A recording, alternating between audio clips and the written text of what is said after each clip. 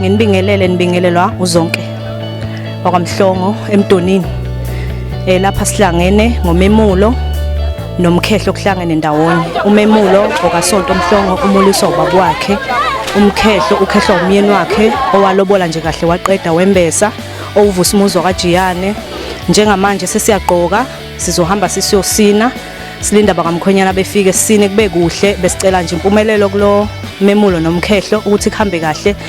Nje sicela iqhwanqhwangu zisimele kancane eceleni. Masiqeda ukusina sohamba sethendeni siyogqoka amaqhuku sibe kuhle sijabule. Sicela nje ukuthi kuhambe kahle, siyabonga.